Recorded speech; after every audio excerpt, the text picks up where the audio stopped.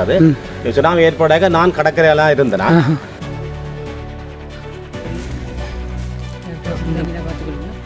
இதுவும் எனது உறவுகள் எனது தாய் தந்தை உறவுகள் 8 பேருக்கு மேல இந்த சுனாமி அனர்த்தத்தில் வந்து இல்லாம போயிருக்கிறோம்.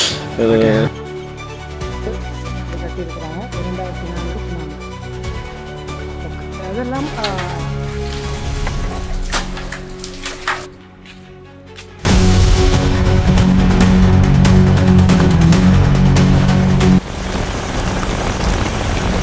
வணக்கம் உறவுகளே, இன்றைக்கு நாங்கள் எங்கே இருக்கிறோம் சொன்னால் கிளிநொச்சி இயக்கச்சி பகுதியினூடாக சென்று கொண்டிருக்கிறோம். 2004ஆம் ஆண்டு டிசம்பர் 26ஆம் தேதி ஏற்பட்ட ஆழி பேரலையால் பல்லாயிரக்கணக்கான மக்கள் இங்கே சிக்குண்டு பலியானது எல்லாருக்கும் தெரியும். அதற்கான நினைவு தீவுகள் இருக்கிறதையும் நீங்கள் பார்க்கக்கூடியதாக இருக்கும்.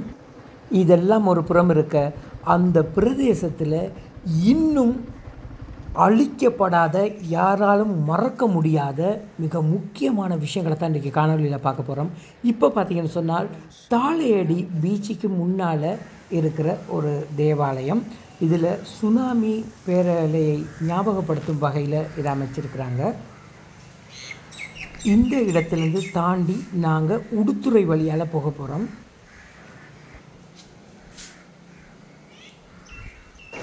தொடர்ந்து நாங்கள் சுனாமினால் பாதிக்கப்பட்ட இடங்களை பார்க்கலாம்.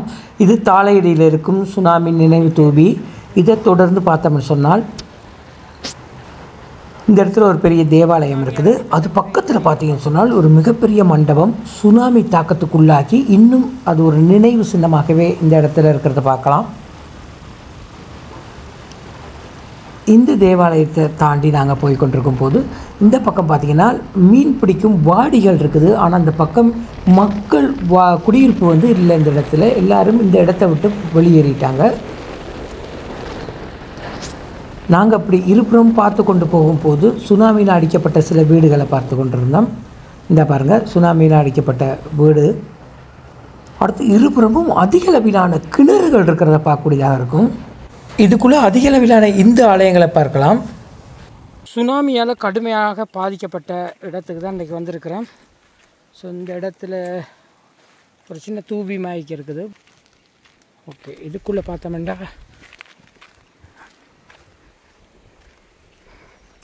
இதுக்குள்ளே ஒரு வீடு ஒன்று இருக்குது. இந்த இடத்துல தரையோட ஒரு கிணறு ஒன்று இருக்குது. ஸோ கிணறு மூடிடுச்சு. இதில் பார்த்தீங்கன்னு சொன்னால் இந்த இடத்துல ஒரு வீடு முழுமையாக உடைஞ்சி சேதமாக்கப்பட்டிருக்கு.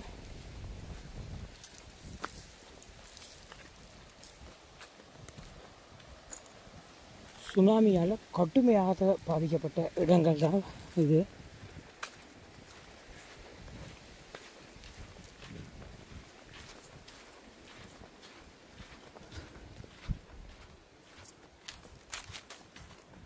இந்த இடத்துல தொட்டி ஒன்றும் இருக்குது, கிணறு, இதில் நல்ல தண்ணி இருக்குது.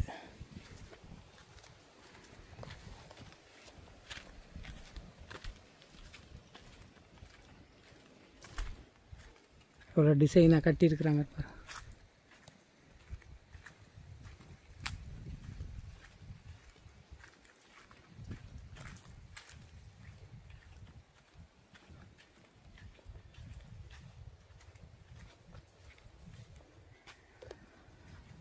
வீட்டுக்குள்ளே போய் பார்க்கலாமா இருக்கா?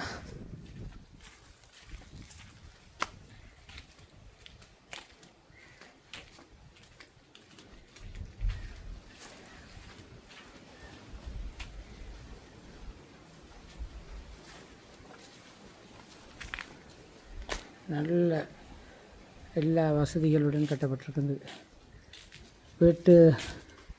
வீடு மட்டும்தான் இருக்குது, சுவர்கள் மட்டும்தான் இருக்குது.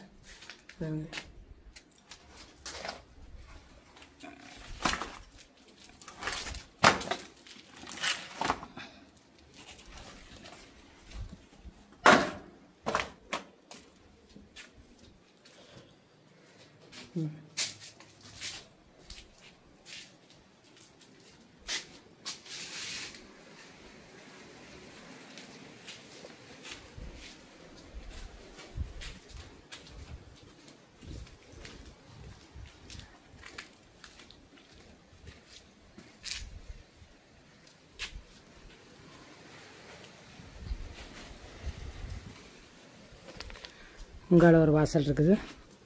இது கிச்சன் என்று நினைக்கிறேன். ஓகே, இது ஒரு ரூம். பாருங்க எப்படி கட்டியிருக்கிறாங்கன்னு அந்த காலத்தில்.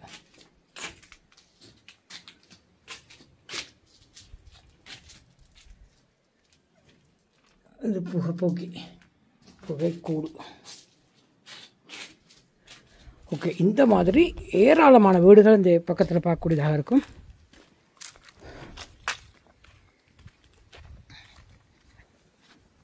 இதில் பார்த்தீங்கன்னு சொன்னால் மெயின்லேயே இருக்குது பாருங்கள் ஒரு வீடு. மெயின்லேயே இப்படி ஒரு இடத்துல இருக்குது.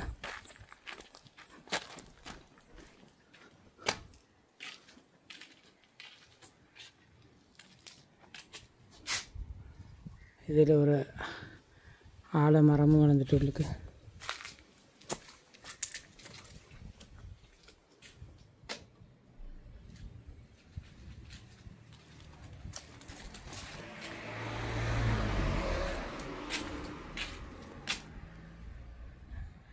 உள்ளுக்கு கஞ்சல் எல்லாம் இல்லாமல் நீட்டாக இருக்குதுங்க. ஒரு மரம் வளர்ந்துருக்குது இந்த வீட்டுக்குள்ளே.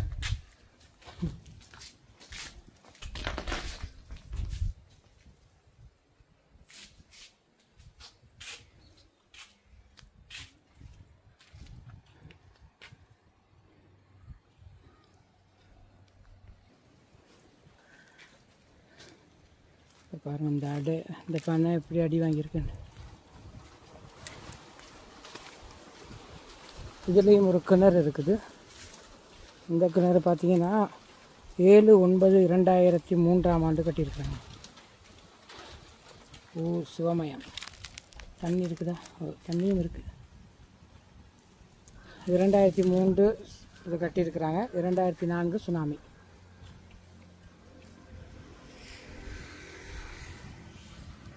அதே போல் இந்த இடத்துல பார்த்தீங்கன்னா இங்கேயும் ஒரு கிணறு. இங்கே ஆண்டு 2004 8ஆம் மாதம் 2004 சுனாமி என்றா சுனாமி 8ஆம் மாதம் 12ஆம் மாதம் தானே சுனாமி வந்தது. அட பாவிகள், இங்கே பாருங்க.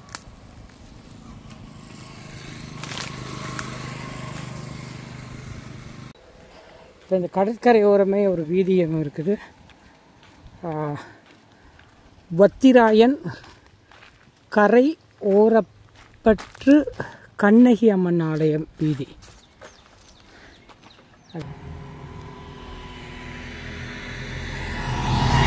பொதுவாக கடற்கரை ஓரங்களில் பார்த்தீங்கன்னு சொன்னால் கிறிஸ்தவ தேவாலயங்கள் தான் அதிக அளவில் இருக்கும்.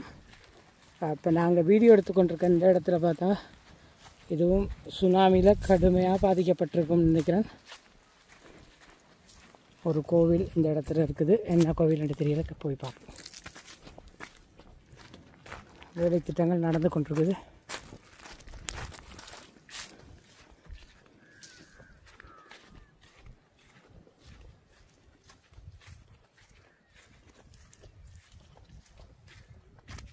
தண்ணி இருக்குண்ணா.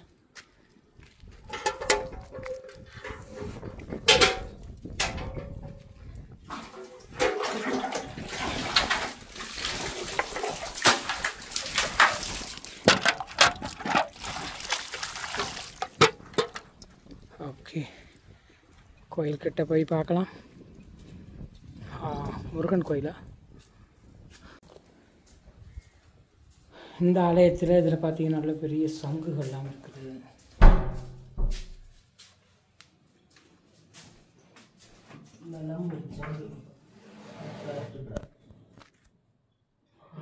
சிவலிங்கம் இருக்குது.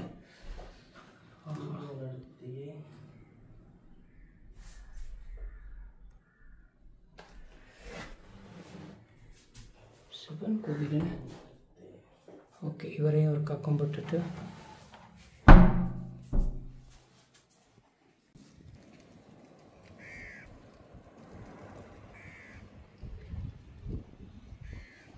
இந்த காற்றில் பாருங்கள் நின்று தெளிச்சு கொண்டிருக்கார் தும்பி.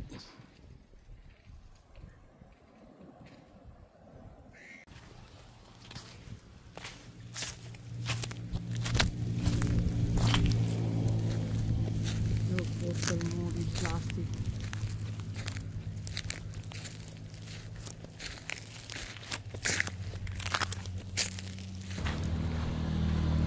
8+Note 15 இதில் ஆண்டுகள் போட்டிருக்கேன்னு பார்ப்போம்.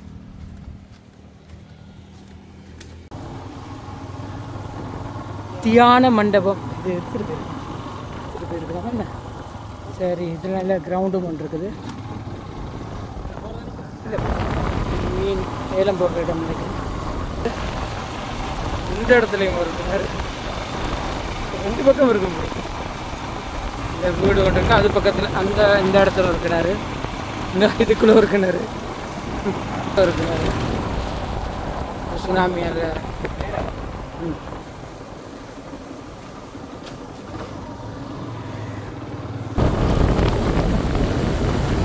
சுனாமியால் அடிக்கப்பட்ட மற்றும் ஒரு வீடு.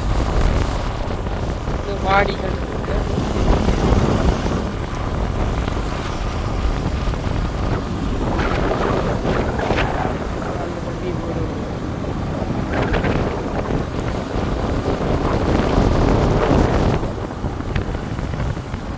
அரசடி முருகன் ஆலயம் உடுத்துறை. இப்போ நாங்கள் வந்துட்டோம் உடுத்துறைக்கு.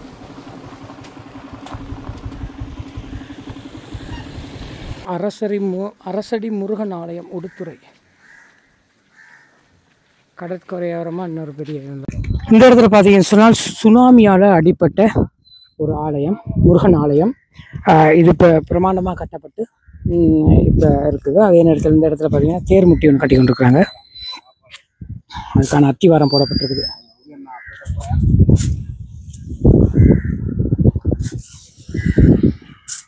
உடுத்துறையில் நிற்கிறோம். உடுத்துறையில் பார்த்தீங்கன்னு சொன்னால் பெரும்பான்மையான சுனாமியால் அடிப்பட்ட வீடுகள் மற்றும் கோவில்களை நாங்கள் இன்றைக்கி காணொலியாக காட்சிப்படுத்தி கொண்டிருக்கோம். அந்த வகையில் பார்த்தீங்கன்னு சொன்னால் அரசடி முருகன் ஆலயம் இந்த இடத்துல இருக்குது. ஸோ இந்த ஆலயம் சுனாமியில் பயங்கரமாக பாதிக்கப்பட்டு இன்றைக்கு பிரமாண்டமாக இது கட்டப்பட்டிருக்குது.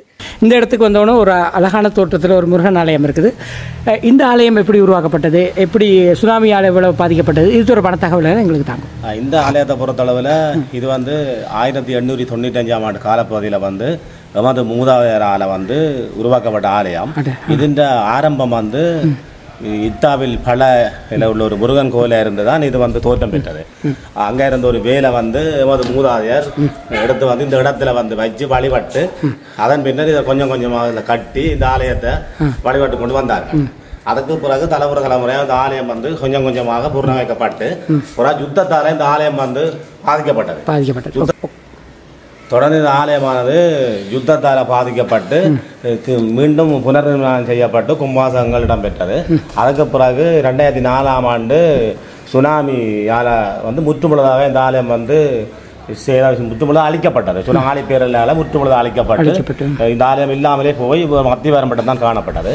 அதுக்கு பிறகு நாங்கள் எல்லாம் இடம்பெயர்ந்து மீள குடியேறி 2010ஆம் ஆண்டு காலப்பகுதியில் இந்த ஆலயத்தை நாங்கள் உள்நாட்டு வெளிநாட்டு உறவுகளின் நிதி உதவியோடு மீள நாங்கள் கட்டி 2012ஆம் ஆண்டு கும்பாவம் செய்து நாங்கள் 2012ஆம் ஆண்டு கும்பாவம் செய்து மீள நாங்கள் இந்த ஆலயத்தில் ஏற்பட்ட வெடிப்புகள் காரணமாக நாங்கள் இந்த ஆலயத்தை மீளவும் ஒரு புதிய ஆலயமாக புறநிர்மாணம் செய்வதற்காண்டி இந்த ஆலயத்தை நாங்கள் திரும்ப இடித்து நாங்கள் 2022ஆம் ஆண்டு இதுக்கான அடிக்கல் நாட்டப்பட்டு தொடர்ந்து இந்த ஆலயத்தின் கட்டுமான பணிகள் திரும்பவும் உள்நாட்டில் உள்ள வெளிநாட்டில் உள்ள உறவுகளில் பூரணமான நிதி உதவியோடும் சரீர உதவியோடும் இந்த ஆலயம் வந்து பிரமாண்டமாக கட்டப்பட்ட முறையில் 2004ஆம் ஆண்டு சுனாமி வந்த காலப்பகுதியில் நீங்கள் எங்கே இருந்தீங்க? 2004ஆம் ஆண்டு சுனாமி வந்த காலப்பகுதியில் நாங்கள் இந்த பிரியதெல்லாம் இருந்தாங்க. அப்போ அந்த அனுபவத்தை எங்களோட பகிரலாமா? அந்த அனுபவத்தை பொறுத்தளவில் நாங்கள் வந்து 2004ஆம் ஆண்டு டிசம்பர் மாதம் 26ஆம் தேதி வந்து ஆழிப்பேரையில் வந்து இடம்பெற்றது. ஆழிப்பேர் இடம்பெறாக்க இந்த ஆலயத்தில் இருந்து கிட்டத்தட்ட ஒரு 200 மீட்டர் தூரத்தில் தான் கடற்கரை ஓரமாக இந்த வீடு இருந்தது. எத்தனை மணிக்கு சுனாமி? சரியாக 9:15 அளவில் சுனாமி ஏற்பட்டது.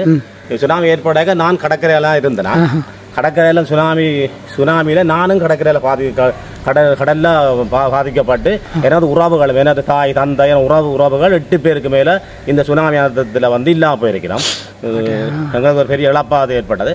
அதை விட இந்த பிரதேசத்தில் உள்ள நிறைய மக்கள் வந்து தங்கள் உயிர்கள், உடைமைகள், உறவுகள் எல்லாத்தையும் வந்து இழந்தன. அது பெரிய ஒரு துயரமான நிகழ்வு. அது ஒரு துன்பியமான நிகழ்வாக தான் நாங்கள் அதை பார்க்குறோம். யுத்தத்தோட இந்த சுனாமி நிகழ்வுன்றது மிகவும் ஒரு பாரிய ஒரு நிகழ்வை இந்த வடமாச்சி கிழக்கு மண் வந்து சந்தித்தது. அதுலேயும் இந்த உடுத்துறை கிராமத்தை பொறுத்தளவில் மிக ஒரு பாரிய இழப்பை சந்தித்த கிராமமாகத்தான் நாங்கள் காணப்படுகிறோம். அந்த சுனாமி அந்தத்தில் தான் இந்த முருகன் ஆலயம், இந்த அரசடி முருகன் ஆலயம் வந்து முற்றுமுழுதாக அழிக்கப்பட்டது. ஓகே, கோயில் நல்ல கிணறு ஒன்று இருக்குது. இது தண்ணி எப்படி நல்ல தண்ணியே? தீர்த்த கிணறு. ஓகே. கோயிலை பொறுத்தளவில் இந்த கோயில் வந்து விசேடமாக கந்த சட்டி நிகழ்வு, இந்த கோயிலில் விசேட நிகழ்வாக கந்த நிகழ்வு வந்து சூரன் பொருளாக நிகழ்வு சிறப்பாக நடைபெறும்.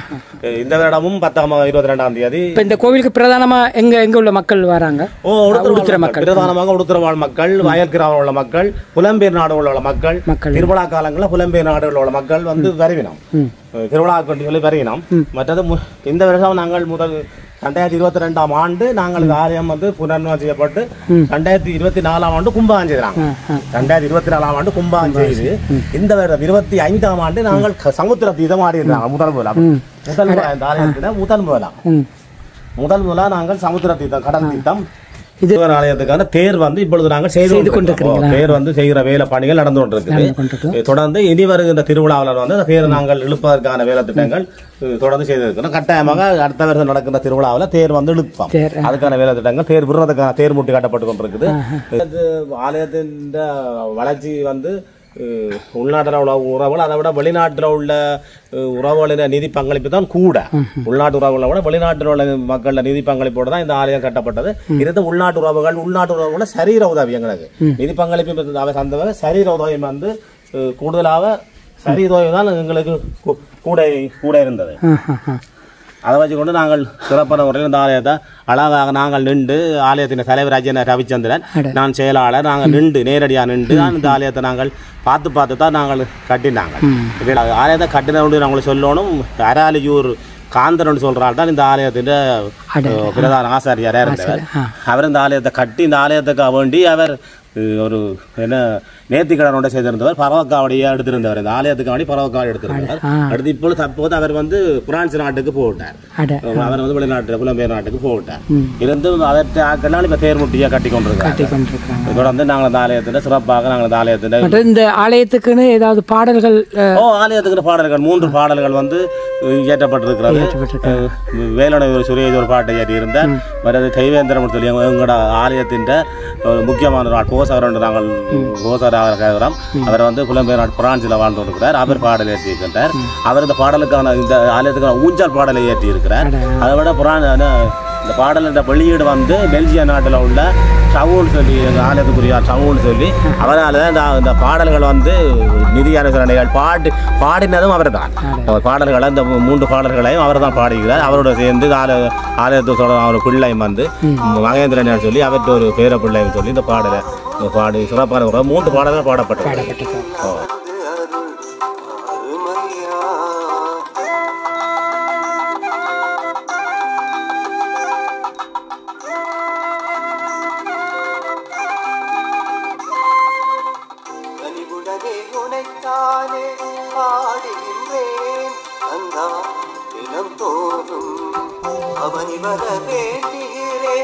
அவனிதனை ஆளுகின்ற ஆறுமுகனே இந்த அரசடியில் அமர்ந்து அருள் தாருமையா.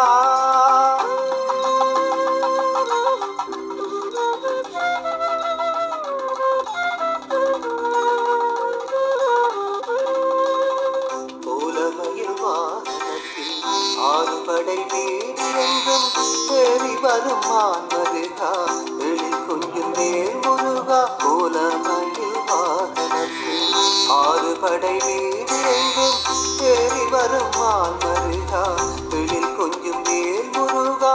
கும்பு தோறும் நின்றாடும் கந்தபடி வேளா, கும்பு தோறும் நின்றாடும் கந்தபடி வேளா. நின் கருணை கண்ணால் எங்கள் கலி தீர்க்கும் கந்தனே, கலியுக வரதனே, அருண்யமூர்த்தி அவனியை ஆளுகின்ற ஆறுமுகனே இந்த அரசடியில் அமர்ந்தருள் தாருமையா.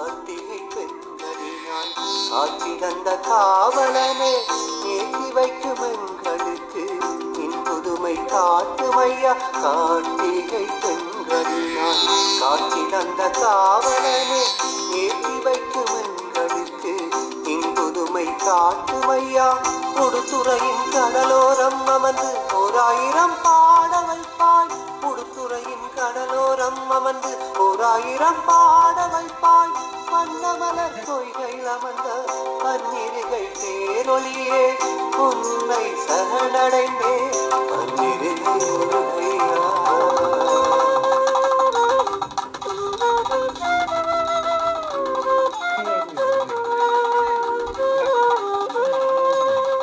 அவனியை ஆளுகின்ற ஆறுமுகனே இந்த அரசடியில் அமர்ந்து அருள் அருமையா கனிவுடனே உனைத்தானே பாடுகின்றேன் கந்தா தினம் போதும் பவனி வர வேண்டுகிறேன் எங்கும் மமதில் நடந்தது முருகா முருகா எங்கும் மலிமையில் இருந்தது முருகா முருகா எங்கும் மலி கொடி அசந்தது முருகா முருகா எங்கும் மலிந்த நுண்முகம் தெரிந்தது முருகா முருகா முருகா முருகா முருகா முருகா அவனியை ஆளுகின்ற ஆறுமுகனே இந்த அரசடியில் அமர்ந்து அருள் அருமையா அன்புடனே உனைத்தானே ஆடுகின்றேன்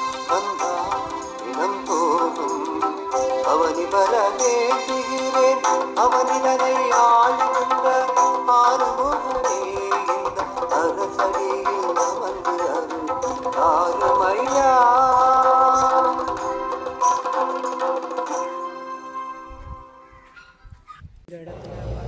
நல்ல ஒரு முருகன் ஆலயத்தை நாங்கள் பார்த்துட்டு இங்கால வரும் போது இந்த இடத்துல பயங்கரமாக அடிப்பட்ட ஒரு இடம் ஒன்று இருக்குது.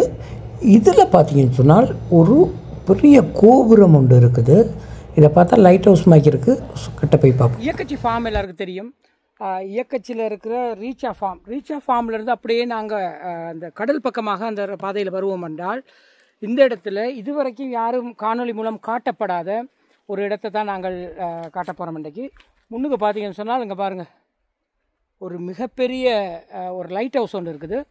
ஓகே, இது இந்த இடத்துல முழுமையாகவே சேதமடைந்த நிலையில் காணப்படுது. ஆனால் லைட் ஹவுஸ் ஃபுல்லாக தெரியுது.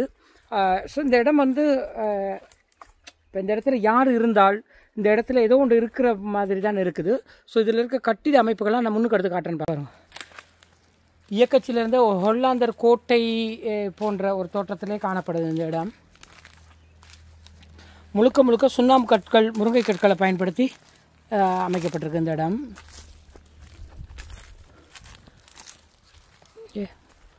முழுமையாகவே சேதமடைந்திருக்குது.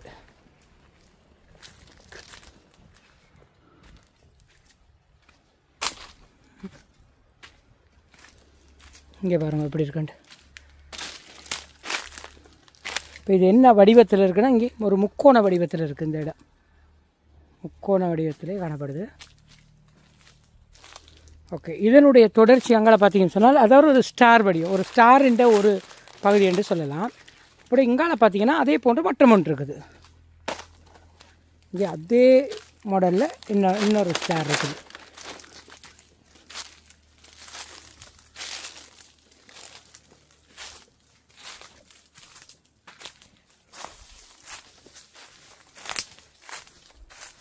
இங்கே பாருங்க,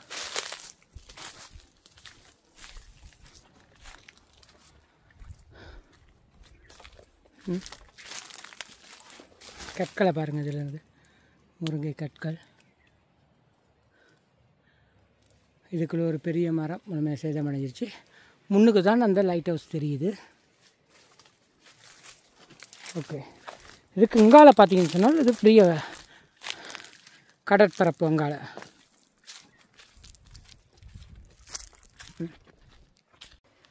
மற்றபடி இதில் பார்த்த வேண்டாம். இங்கே பாருங்கள், அந்த சுண்ணாம்பு கற்களை கொண்டு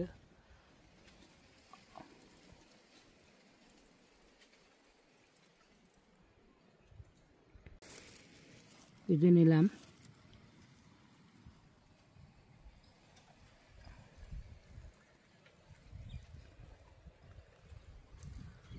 ஓகே, அதெல்லாம்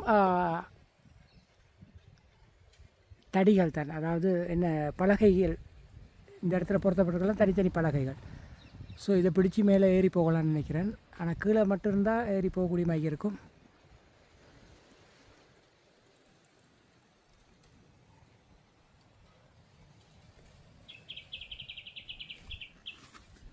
இப்படி தான் இருக்கு.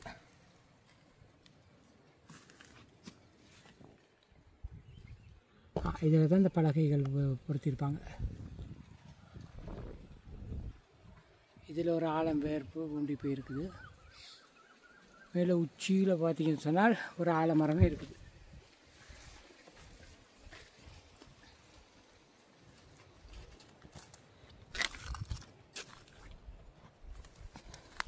இந்த இடமெல்லாம் சிதைவடைஞ்சு உடைஞ்சி கீழே விழுந்து கிடக்கு. யாரும் உடைச்சாங்களா அல்லது யாராவது உடைச்சாங்களா இல்லாட்டி தானாக உடைஞ்சி விழுந்திருக்கான்னு தெரியலை. நேற்றைய தினம் சங்கிலியன் கோட்டை இடிஞ்சு விழுந்தது எல்லாருக்கும் தெரியும். ஓகே, அந்த மாதிரி ஒரு பக்கம் ஃபுல்லாக உடைஞ்சு கிடக்கு.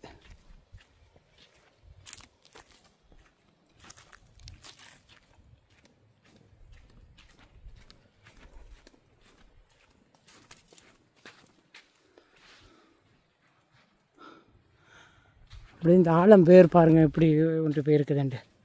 அங்கே பாருங்க, இந்த இடத்துலேருந்து ஆலம்பே அப்படியே இதிலேருந்து இதில் அப்படியே படர்ந்து போயிருக்குது.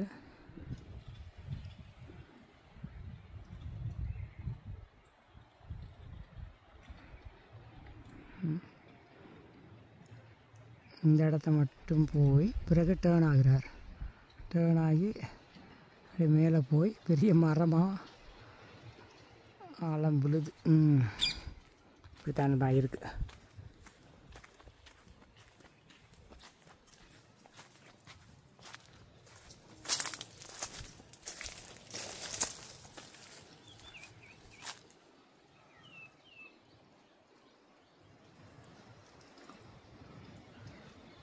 இப்படிதான் இருக்குது.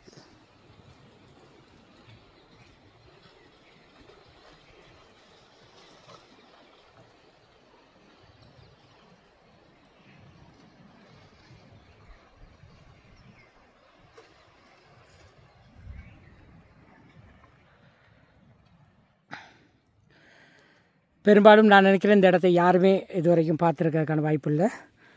நாங்களே இன்றைக்கி காணொலி எடுத்துகிட்டு சுனாமி தொடர்பான காணொலி எடுத்துகிட்டு வந்தோம். சுனாமியில் அடிப்பட்ட வீடுகள் கோவில்கள்லாம் அப்படியே கிடக்கிறத நாங்கள் வீடியோ எடுத்துகிட்டு வந்திருந்தோம். அந்த நேரத்தில் ஒரு 10க்குள்ளே சின்னதாக தெரிஞ்சது இப்படி ஒரு கோபுரம் மாதிரி. அப்போ தான் நான் இந்த இடத்துல என்ன இருக்குன்னு சொல்லி கிட்ட வந்து இந்த காணொலி எடுத்துகிட்டு கொண்டிருக்கேன். அங்கால பார்த்தீங்கன்னு சொன்னால் அப்படியே கடற்பரப்பு இருக்கிறத பார்க்கக்கூடியதாக இருக்கும். இதுலேயும் பார்த்தீங்கன்னு சொன்னால் இந்த இடத்துல இந்த வாடிகள் ஆட்கள் யாருமே இல்லை. இந்த இடம் வெட்ட வழியாக கிடக்க அப்படி இருக்குது. அதே நேரத்தில் இந்த இடத்துல ஒரு மிகப்பெரிய ஒரு நல்ல ஆழமான ஒரு கிணறும் இருக்குது. அந்த கிணறை நாங்கள் முதல்ல எடுத்து காட்டியிருந்தோம். இந்த கிணற்றில் பார்த்தீங்கன்னு சொன்னால் இந்த கிணறு சின்னதாக கட்டப்பட்டிருக்குது, குகை போன்று கட்டப்பட்டிருக்குது. ஆனால் அதே நேரத்தில் இந்த கிணற்றின் உட்புற சுவர்கள் எல்லாமே சுண்ணாம்பு கல்லாலே கட்டியிருக்கிறாங்க. ஓகே, அது மற்றும் ஒரு சிறப்பு. ஓகே, இதுக்குள்ளே ஏதாவது குகைகள் அப்படி ஏதாவது இருக்கா அப்படின்னா அப்படியா ஒன்றும் இல்லை. ஓகே, அப்போ இதுதான் எங்களோட காணொலியில் புதிதாக எடுத்து காட்டப்பட்ட விஷயம்.